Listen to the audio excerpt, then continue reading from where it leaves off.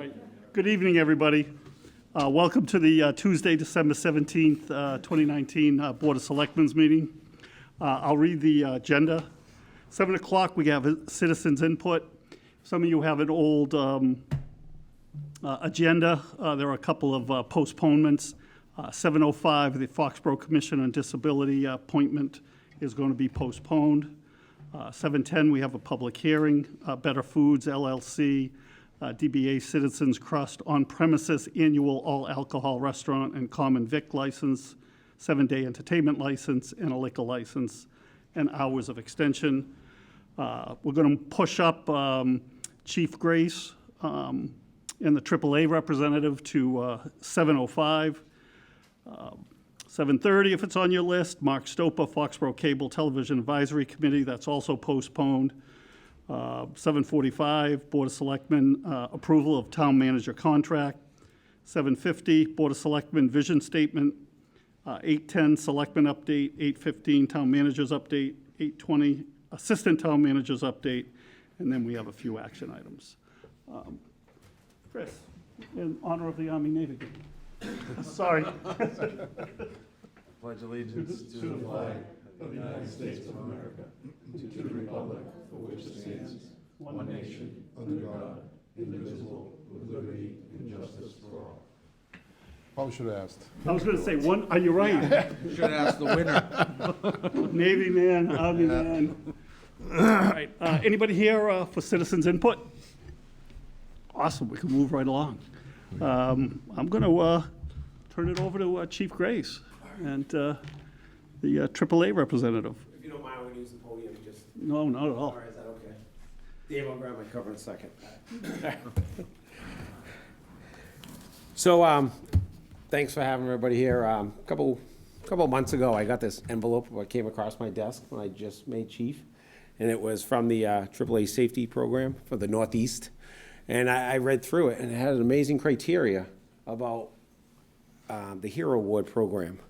And I sat there and I said, boom, I knew exactly who would qualify for this. So we sent out an application, and we had someone, I'll give you more details about who that person is and why he was selected. And we sent it off to the AAA division of traffic safety. And John Paul's here. He's going to talk about the program, and then I'm going to talk about Dave Fiscaldo, who was selected for this award. So I'll let John, if you want to talk about the actual program itself, and then I'll get into some of the good details. Try not to drop his award here. My name is John Paul. I'm the manager of traffic safety for AAA Northeast. We're actually headquartered in Providence, Rhode Island. I live in Abington. It's one of those programs that we've been recognizing cities and towns throughout the Commonwealth of Massachusetts for a whole bunch of years for different things. Sometimes it was years without pedestrian fatalities. Sometimes it was showing us some of the things they did within traffic safety. And about 10 years ago, we decided one of the things that we should really try to do is recognize a local traffic safety hero and really look at how that person changes what happens either in their department or in their town. In some cases, it could be the person who's in charge of the highway department and making sure the roads are safe, working with the police department.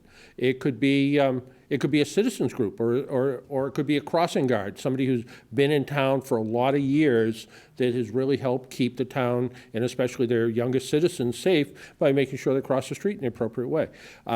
Most of the time, it's a police officer, and we look at the different criteria and how it's presented to us and what that person does. And when we heard about you, we weren't sure we believed it all, actually.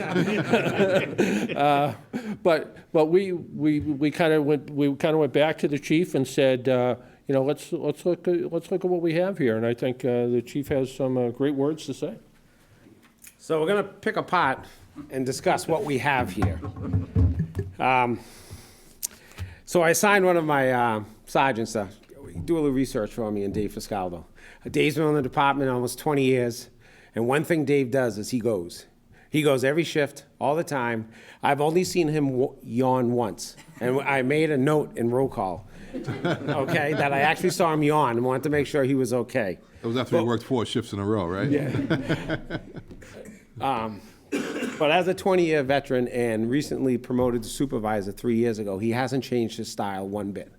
So as a supervisor, he's a role model about being proactive, being out in the community, and keeping this town safe. He does it all the time, every shift, night. He does it night, during the day. He's the first one to sign up for some of our traffic grants, OUI grants. These are hard grants. These are working grants. You gotta produce 3 or 4 stops an hour. I'll take it, Dave says. No worries. And so this year alone, we just said, all right, where's Dave at this year? As a supervisor, he's running a shift. He can't be too busy, right? He can't be killing it in motor vehicle stops. So this year alone, he's already written 12.5% of all the department citations. 23% of all criminal complaints from motor vehicle stops, which is almost 1/4 of the department. He has 10% of all motor vehicle arrests, and he's written 30% of all monetary tickets issued so far this year. And that's running a shift on a regular basis, in charge of 4 or 5 officers and handling all the major calls. So he does that every day right now. So then we said, let's go back a little bit. Let's see, what's Dave been doing over his career? And this has sometimes become alarming very quickly. Is that since we've had our RMS system, so we've actually lost a couple years, and I apologize, Dave, where we couldn't keep track of some of the stuff, is Dave Fiscaldo, Sergeant Fiscaldo, has written over 6,000 motor vehicle citations. Those are stops that generated a cite. I'm quite sure, based on the numbers, that number's tripled for all of his verbal warnings and his opportunities to educate people, especially town residents. If you look at that number, it's staggering. And of those stops, he has generated 827 criminal complaints.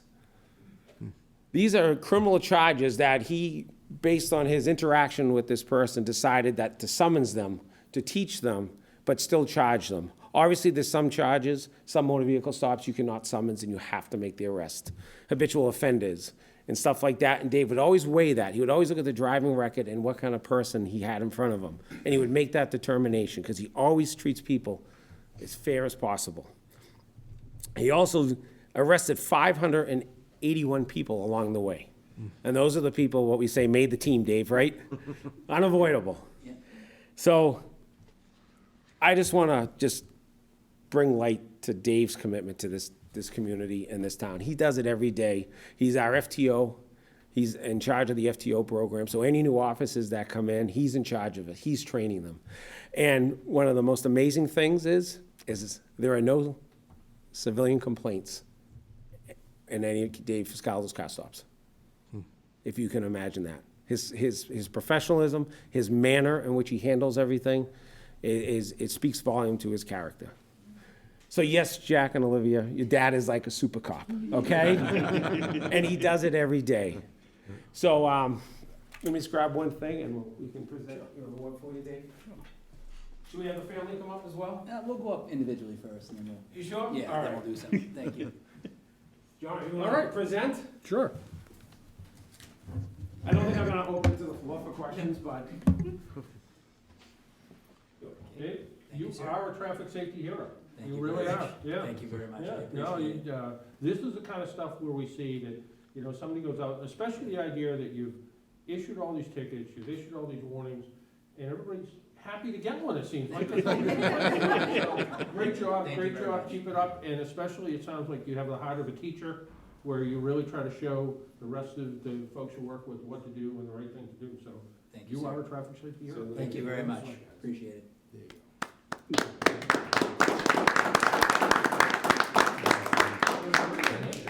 Boy, he gets that from his dad. Come on. Yeah. No, you guys will go up. No. Yes, Come on. family Family picture. picture, come on. And by the way, I'm gonna say it on the record, Dave asked to just keep this low key and not tell everybody about it. Otherwise, the whole department would have been here to support him. Come on, we're in. Yeah, wait, you stand next to you. Hold on.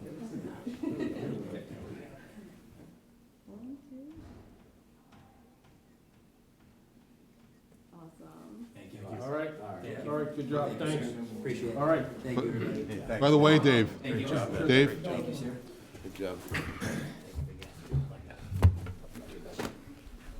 Congratulations. Thank you, sir.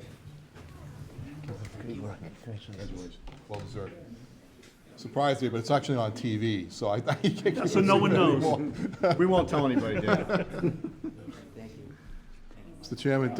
Chairman, I'd just say one thing about Dave, and I've known Dave the entire time I've been here as well, and I can't think of a better FTO leader than Dave Fiscale. I mean, not only does he emulate the job as a terrific police officer, but one who actually emulates professionalism at all times, and that's something that certainly we want from all of our officers, and somebody that sort of leads by example in this area. So I'm very grateful for all the work that you do, and also I think the town as a whole is very grateful for the work that you do, and just want you to keep up the good work and be safe.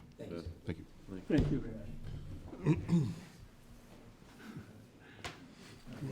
Congratulations, Dave. Thanks, Chief. We have a 7:10, a couple of minutes late, public hearing, so I'll read it into the Yes. record, Mr. Chairman.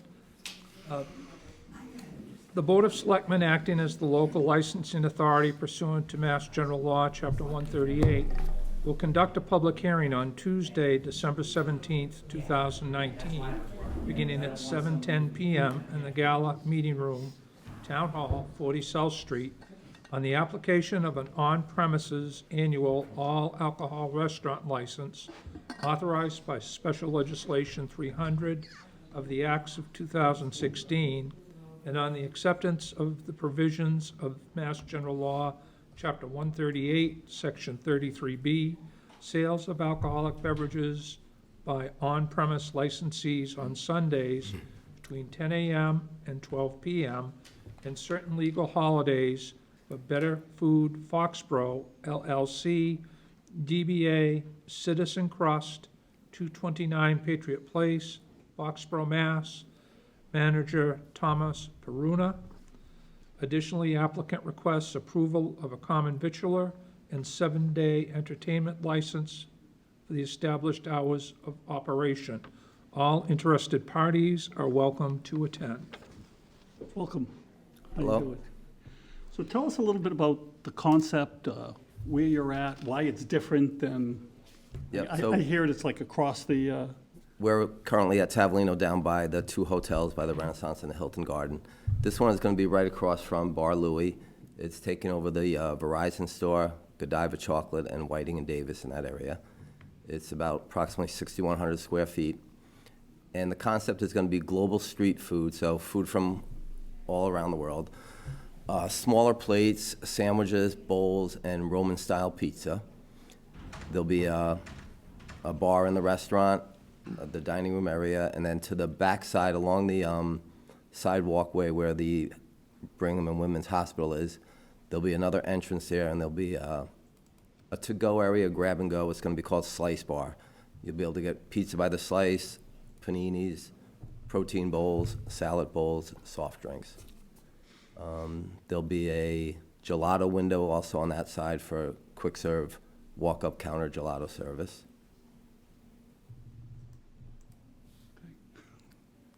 when do you hope to open? The third or fourth week of January, under construction right now. Any questions from the board? So it's a much different menu than Much, Tavolino's? much different menu. So, and we have to be different to, Right. not to compete totally against ourselves. So even the pizza's a totally different style of pizza, and it's not going to be an Italian restaurant. It's an international restaurant. Yeah, I was curious about that when I was going through the application, I'm like, I don't get it. I get it now. Yeah, so there'll be Asian influence food. There'll be some Southern cooking from here. There'll be American cooking, some Vietnamese influence style food, just a lot of European food, Mediterranean food. And seating for how many? I'm sorry. There's a see that? patio that'll have 24 seats on it, and the bar will have approximately 50 seats at it, and about 100 in the dining room. How is the managerial aspect of the liquor licenses going to work? As far as, Are you going to be the manager for both? yes, so Establishments? I've been with the company for 11 years now, and I'll be on the property of Patriot Place, 45 to 50 hours a week, split my time between the two, but also the rest of the managers, we have two senior managers, one that's going to go to Citizen Crest and one that's going to stay at Tavolino, and they've both been with me for 11 years also. And then we have other managers also, but there'll be a senior manager with me at Tavolino and one at Citizen Crest.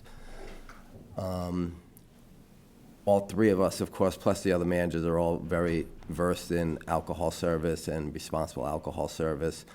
We're working with Troy Clark from Martinetti Liquors. He's a mixologist to help us develop a cocktail program and help with the training of bartenders. And we'll be working with 2 different tips trainers also to train our staff in the beginning. Is this an extension of Tavolino's liquor license or a new? No, it's a new liquor license. A new one? Yes. So there is an extra one up there? Yes, it's one of the Route 1 node licenses that were Okay. acquired 2 years ago. Okay. And Bill, one manager can have 2, be in charge of 2 licenses? That's right. Yeah. You can have, it's sort of like a police deputy that has, a police chief that has 2 deputies, if you will. Okay. So it functions in that same type of situation. So I will say that Tom was there and started for Fox Cares, and he kind of spearheads that whole program, so no qualms about Tom and responsible service, so. Great. So I just would like to add that we've met with Brian and Tom yesterday, along with with Chief Grace and Pam, to go over the details of what they're proposing. And I think it was kind of interesting what Brian said about the fact that the ownership and the organization itself has a lot of faith in what Tavolino brings to the table. And they were actually very pleased to be able to extend their business into the same location in a different type of format, but one which will continue to bring the same kind of quality and professional service that they've come to know under Tavolino's name. So I think it's a unique situation, one which you don't see very often, quite honestly.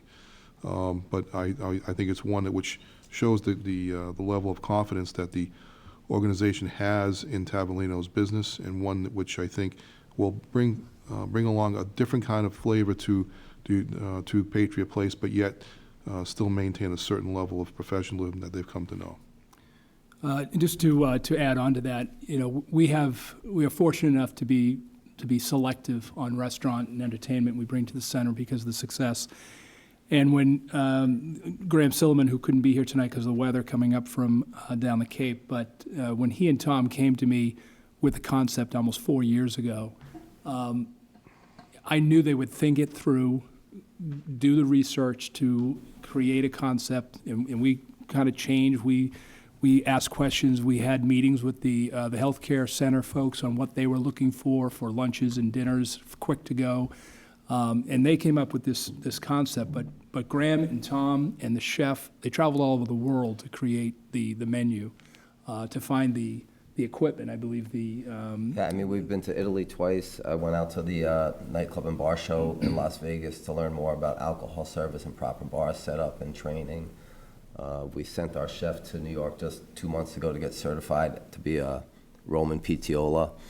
So we do a lot of research on everything we do, on service, on being responsible, but also on quality food and quality beverages. If you were to ask me which restaurant operator I would double down with first to Patriot Place, it would be Tavolino. How's the new breakfast area doing? It's doing very well. It's doing extremely well for breakfast and lunch and the coffee business. Good. Good. Thanks. Any other questions? No, just a comment based on my previous association with the operator. They did an excellent job, always pitching in to help the community and demonstrate to the other vendors of alcohol up on the property what a good job can be done if you focus on it.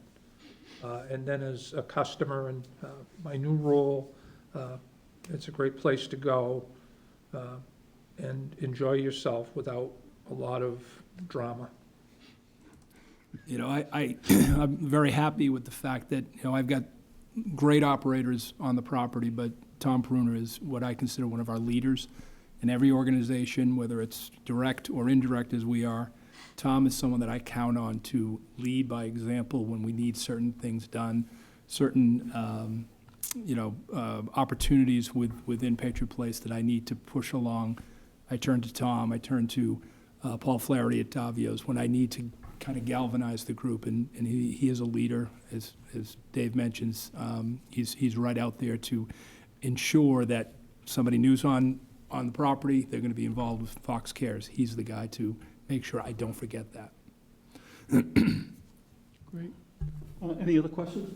No, I'm good. This is a public hearing, and there's only one public out there. Any questions? It's too public. Two public, well, that's true. I'm sorry, Jeff. We won't say you don't count.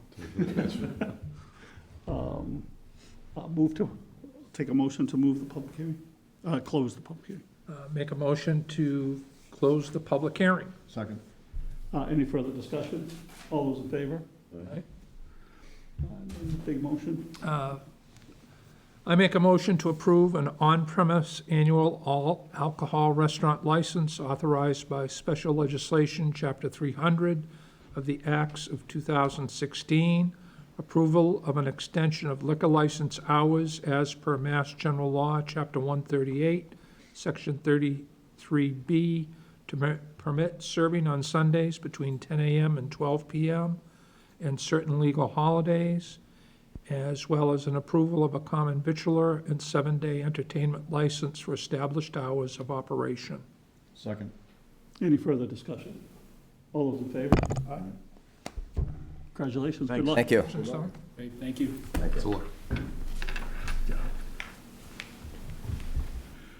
All right, moving right along, approval of the town manager's contract.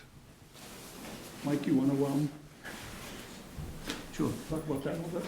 sure. The selectmen have met on a couple of occasions, two specifically to review a new 3-year contract. This contract is, pretty much mirrors his current 3-year contract with a couple of exceptions. Those exceptions include a minor stipend increase for his car allowance and 0.5% performance increase possible in the next year, which would be 3% total. He's not entitled to a COLA, and then it'd be 2.5 and 2.5 in the second and third year. Bill is eligible to retire at the end of February in the third year of this contract, and he's going to be staying on. He's agreed to stay on through town meeting of that year. In the last 3 months of this contract, there's an addendum attached, in which he'll be employed by the town as a consultant at the same rate, hourly rate, that he will be getting during his third year of this contract, but without the car allowance and without the cost of health benefits and that sort of thing. And there will be no cost on the pension and leave. What was the last part? The only other change is that his title will be changing during those last 3 months to interim town manager, but he will have all the responsibilities and duties of town manager. And that sums up the new contract. And that'll be starting next July 1st, going through June 30th, including the 3-month addendum. Great. Any questions from the board?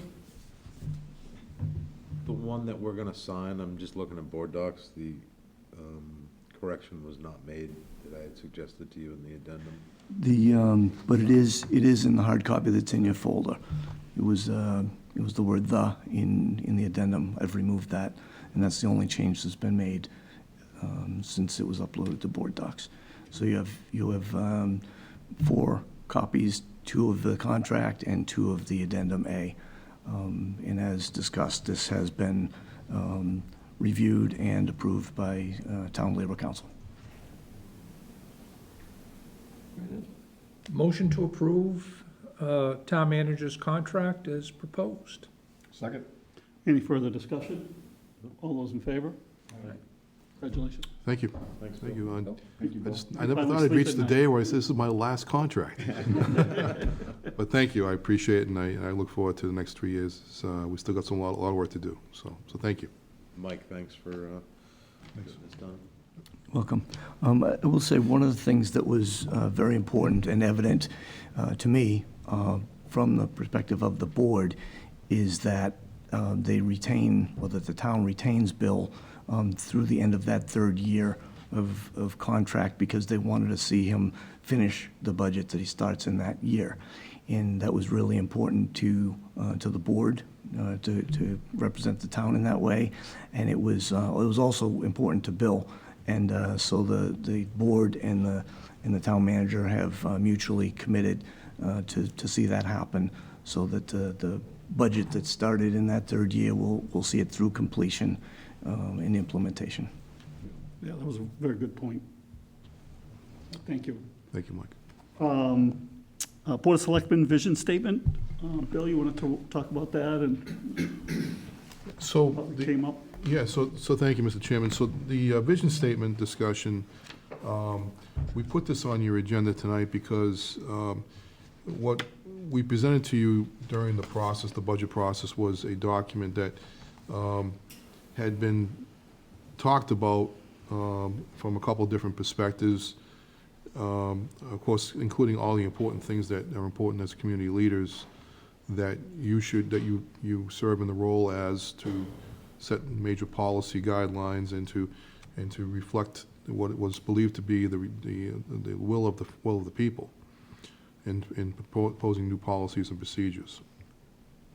But I think what was important was to have a conversation with all of you to make sure that this statement is truly reflective of what you all believe. And if there's anything that you want to change, you certainly can do that, because it's going to be ultimately your statement. This isn't the town manager's statement. The town manager's statement is actually below that, and we're working on that, our process right now, even though this is a draft for us as well. So, but what really is important in order for us to develop our statement is what your statement actually reflects, because ultimately that's how we build off. We will build off of your statement to be reflective of what you do. And you'll see that there is really a close alignment between the Board of Selectmen statement as well as the town manager's statement. Because clearly what you do is what we do. So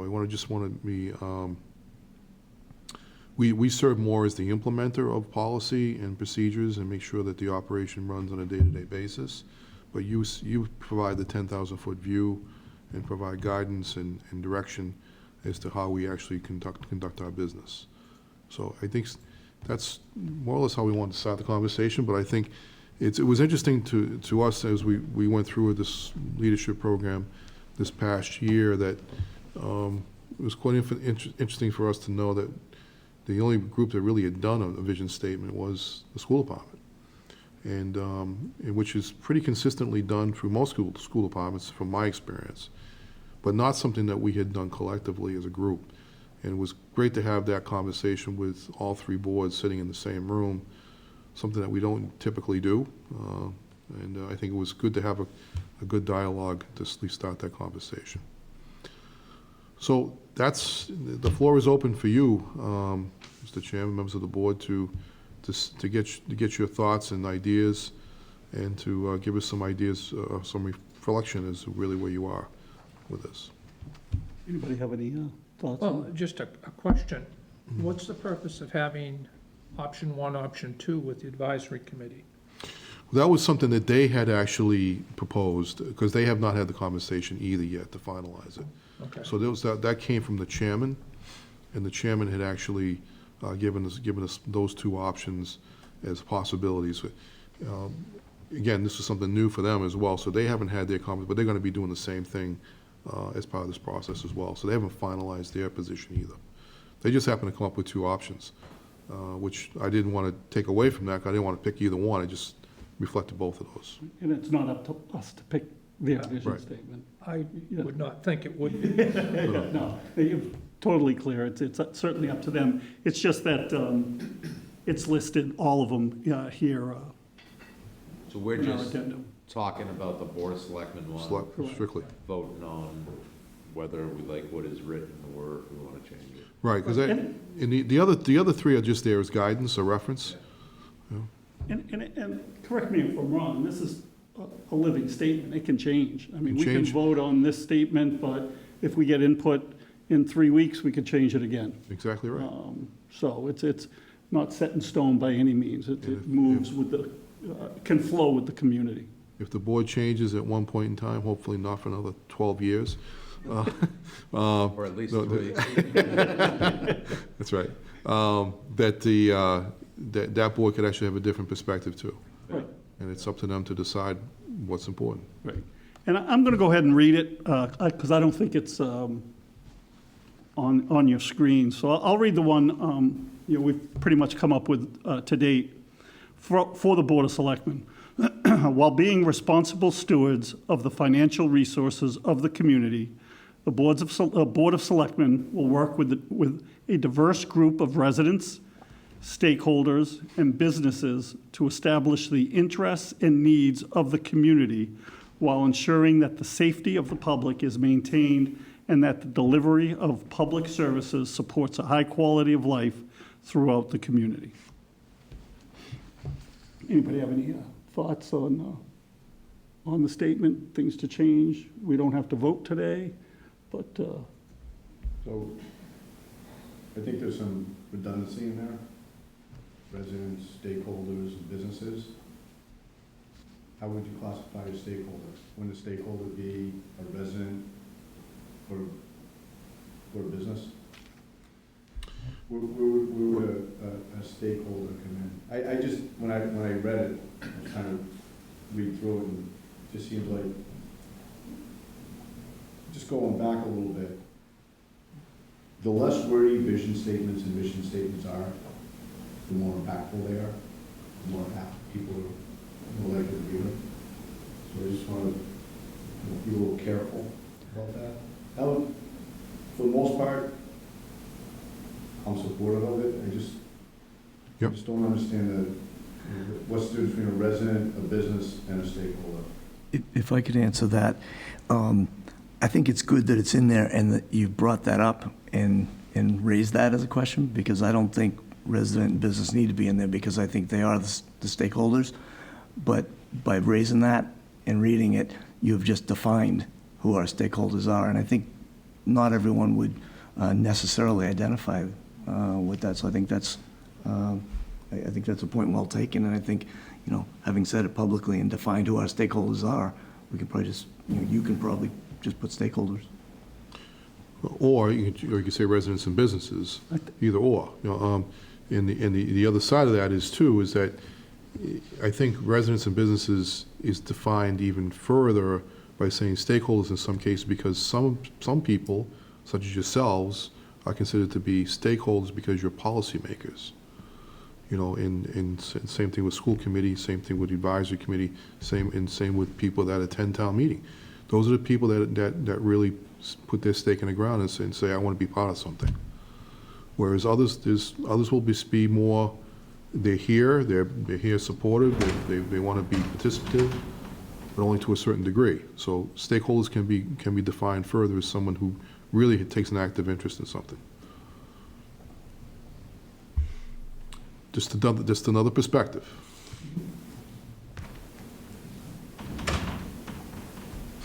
Chris, any thoughts?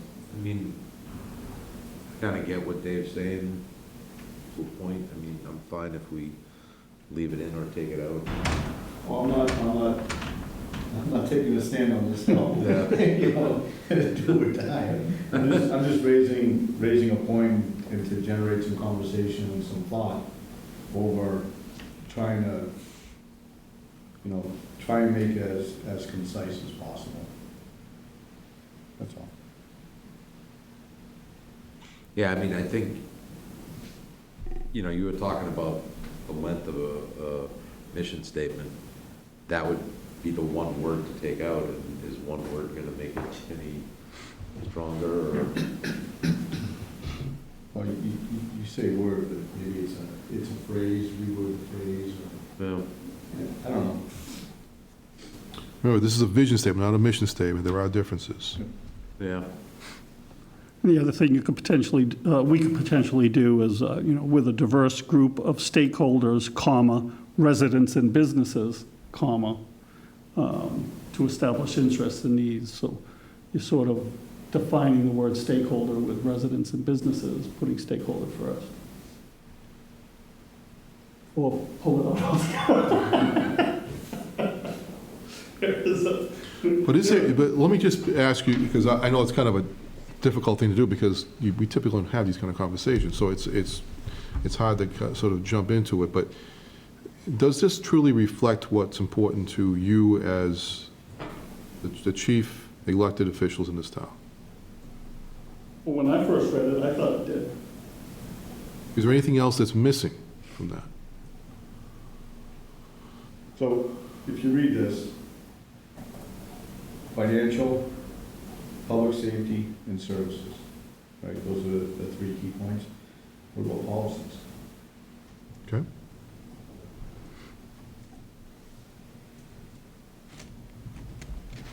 I think the policies, our policy discussions and our decisions on policies are as impactful as any of the three. Where would you insert that, Dave? I don't know, but I think the policies actually affects all three.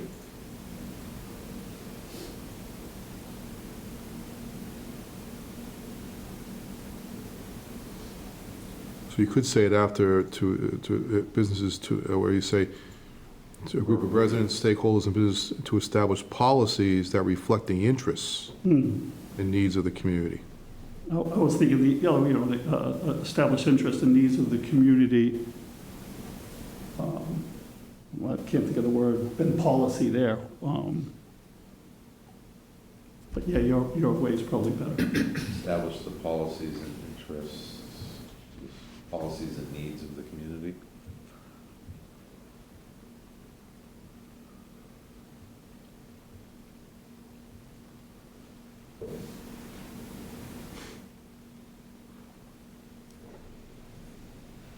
You can say it in multiple ways. Yeah.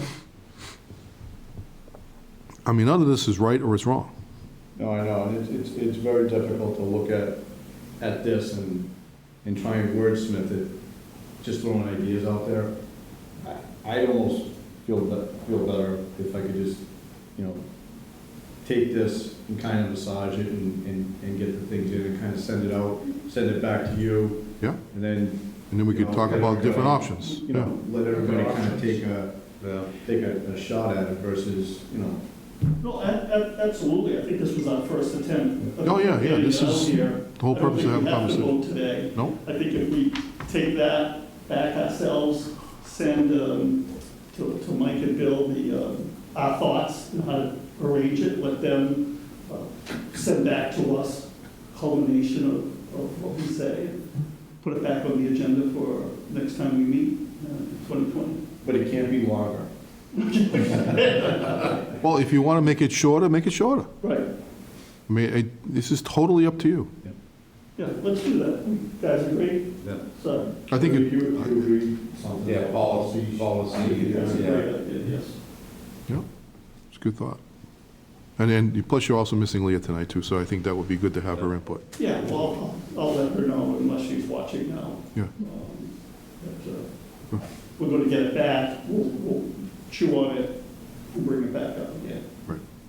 All right, All right? great. Good start. Can I say that, since this has started and we've had a chance to look at the well-established school department vision and mission, and the advisory committee has had a chance to, come up with a couple of drafts of theirs, and you're now working on yours. Our office in administration and HR is actually brainstorming to come up with ours. And then tomorrow morning at our monthly department head meeting, we're going to be talking it over with the department heads as far as theirs, so that, this is really, as far as from the Board of Selectmen, in my point of view, is it's kind of a trickle down. You're establishing the top policy. We're going to see where we fit in there, And then the departments, we put all the pieces together, and then we've got an entire whole to implement the services that follow the policies you're establishing. That's at least what we're shooting towards. That's exactly right. So, I see people are watching this may say, why do you want to do this? What's the purpose of this? The purpose of this really is to determine what's important to you as policymakers and as a community. And what is it that we value as important services that we provide as a community? Not often we go about doing our business without really asking that question. So what happens when you don't ask the question? You don't always align yourself with the other operations, and you become a little bit disjointed in terms, because people have put different values on different things. So if we try and align the things that are most important to us as leaders in the community, what it does make for is it makes it easier to make decisions. It makes it easier to make difficult choices, because you placed a value on certain things that we think reflects that of the community. And so that's why it's important to always ask people, what do you think is important to you? That may change, obviously, from time to time, but and it could be the issue du jour. But the thing that really is important, though, is that if you ask the average person what's important, I think is truly reflected in what you see here, in that they want good services, they want good high quality of life, and they want to make sure that we're being responsible in how we spend the money. I mean, those are critical aspects of what we represent, and if we don't state them and put them on paper, I think we're doing a disservice to everyone. So we try to align our thinking. All right, Selectmen's update. Anybody? I do have one thing, if I could, Mr. Chairman. Today was a funeral for a retired officer, Anthony Tony Medeiros, passed away late last week. Tony served our community for 16 years as a FPD member. He was an officer that could be calm in any situation, and certainly had an easygoing style in dealing with the public. Prior to Foxborough, he was a veteran of the Vietnam era with the United States Marine Corps, and worked in 2 towns down in the Lower Cape as well as Plainville. I first met Tony, he was working as a Plainville officer at a stadium event where I was in charge of a section of officers, and I came to see what a solid performer he was. And as a result, he joined the department, appointed by Chief John Gaudette in January of 1983. He worked the next decade on the midnight shifts, and he retired in December of 1999. He did serve several years after that as a reserve officer. He was awarded a medal for an incident that involved an Oak Street resident that was a disturbed person that was waving a shotgun around at several of his neighbors. And Tony made a good judgment and was able to wrestle the weapon away from the person. Other officers cuffed him and got him safely, and ended up being hospitalized with the disturbance. But he showed great calm and deliberation in resolving what could have been a very tragic situation. And he'll be missed by the police community because of who he was. But I just wanted to bring that up to the public. I remember that incident on Oak Street. Yes. Thank you. Anyone else? Town manager's update. So first of all, I want to say, wish everybody a happy holiday and have a great holiday season. Hope that everybody surely enjoys their time with their family and friends, and has a great next several days to have that time together. Budgets are now being tallied, and the first round of budget hearings are set for January 2nd in our offices, so that process is underway, actively underway, so we'll see how it plans out and see where the numbers come in. It gives me great pleasure to announce to you today that we just received notification formally yesterday that the town of Foxborough has received another grant award. I think this brings it almost to $1 million in the past few weeks for the total number of grants that we've received. This one is on behalf of the Governor Baker and Lieutenant Governor Aaron Polito. Pleased to award Foxborough a fiscal 2020 Housing Choice Community Capital Grant Award in the amount of $247,000. And this was actually, the application was sent in cooperation with Foxborough Housing Authority, the Planning Department, our office, of course, and Paige Duncan took a lot of the lead, along with Chris Gallagher, worked on this as well, to help design the sewer and as well as a traffic signal at Walnut Street and Route 140, where there's plans to build some Foxborough Housing Authority is planning to build some additional housing units. So this will give us a good jump on that process. This is something I think has been, this should be music to a lot of folks' ears about how we can create a safe intersection at Route 140 and Walnut Street, because that's obviously been a safe, an unsafe area for a number of years, and folks have really taken great concern there, and several accidents have occurred there. So this will be an opportunity to try to address that with proper signalization at some point. So we're pleased to be the recipients of that.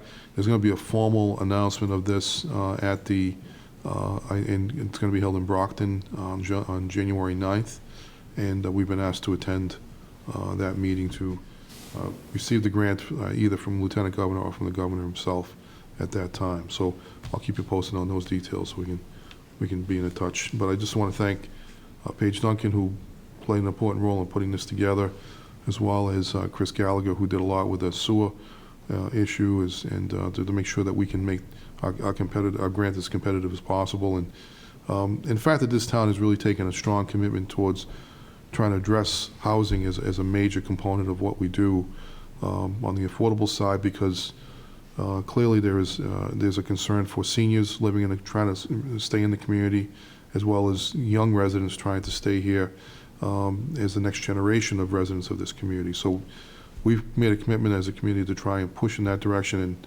this is another step in that, in trying to assist in that effort. So congratulations to everyone who participated in that process. Earlier this afternoon, I met with a subcommittee that's been working on trying to come up with a new lighting plan for the common. You note that the lights that are there now are pretty much outdated. They haven't been. I think we haven't spent much money on the common in over almost 40 years now. It's been quite a long time since the last, actually almost 50 years for that matter. It was 1972 when a major investment was made on the common. So we're looking to try and replace the lighting. You may recall that during the capital process last year, we appropriated $50,000 to put new conduit in. We've set that money aside for the time being because we need more money to make it work. We fully expect that this project could be close to $200,000 before we're through, for new lighting, for new light posts, new lights, new light heads, and the electrical work that needs to be done to upgrade the common. So we'll be looking to try and secure some additional funds. We're looking to finalize a proposal that will help, we can present to town meeting and maybe as part of the capital plan this year to see how that will go. But we're working on those details now. We'll be back to you with a more finalized plan once we have all those details. But we do have a formalized lighting plan that we're following. And members of the committee have been very active in trying to secure that. We're also, and this sort of was an outgrowth of the fact that there is a belief among some that we don't do enough to really decorate the common, and the challenge by doing that is that we don't really have the infrastructure in place to do that. There isn't enough electrical outlets to accommodate that and to address it in a way that really would really make it nice. So we started with what kind of infrastructure do we have? Of course, good question to have, and realizing that As Dave Laliberty said, most of those lines have been direct bury-type lines in the ground, which are clearly not up to code as to where they should be nowadays. They should be all in conduit. And so I'm looking to try and address that as part of this project and make it something that really makes sense. So it is the focal point of the community, so I think it makes sense for us to spend some money to address and to invest back into that and to really make it something special for the future. So we're happy to be part of that process as well. Just a reminder that if anybody can make it from the board, and obviously the staff has all been alerted that tomorrow morning is the manager's breakfast that we have annually over at the country club, at Foxborough Country Club. So you are all 5 board members are certainly welcome to attend. I think this is probably the biggest crowd we've had in the past, of like 110 people I expected to come. So we're looking forward to having that. And then tomorrow afternoon, it's going to be a day of eating, unfortunately. It doesn't help my weight program. But anyways, tomorrow afternoon we're hosting the Norfolk County managers here at the library, and we're talking about the new community paramedicine program as well as our new regional dispatch operation. So a lot of managers are interested in hearing about that, and we're certainly happy to present that to them. And Doc, there was I just want to catch up with you on a meeting that we want to set up with Seth from the Finance Committee, or the Advisory Committee. We want to follow up on a meeting with him following this, so I'll touch base with you on that as well. All right, that's all I have. I have a couple of updates. The one recruitment that we're going to be putting out soon will be for the town engineer, and I want to address that briefly. Because I have been asked a couple of questions about do we need a town engineer since our new DPW director is a registered professional engineer, and that's Chris Gallagher. Our retiring DPW director is also a registered professional engineer. That's Roger Hill, and we wish him well in his retirement in a couple of weeks. But the importance of having, the question was asked, since Chris is a registered professional engineer, can't he run the DPW department and also stamp plans and do his engineer stuff? And while theoretically that's possible, in practicality it is not. And so in past years, between Chris and Roger, they have stamped plans for some of our smaller projects, but they've also used their registered PE skills to review many plans coming in projects and saved the town hundreds of thousands of dollars. And I've asked Chris if he would do an analysis looking back over his time since he came here on what his registered PE has saved the town in dollars. So he's going to work on getting that to me. Being the DPW director is a full-time job, and that's managing water, tree and parks, highway, as well as our mechanics divisions. And so that doesn't leave any time for working on CAD or over a drafting board. So it is important that we put out an advertisement and get a new town engineer and a registered professional engineer. So you'll see that one going out soon. 2 notes from last week's action items. You've seen quite a few charitable donations coming in directed towards the Council on Aging as well as Veteran Services Departments. And those have been in the name of Arthur Bonin and Ray Malley. And I just wanted to speak to who those gentlemen were. Arthur Bonin was a Vietnam veteran, someone I worked closely with, as well as our new VSO. And he was served in the 101st Airborne Division, and he was awarded the Bronze Star with Valor for his heroism during the Vietnam War. Ray Malley was a staff sergeant in the Army Air Corps, was shot down during World War II, and awarded the Purple Heart.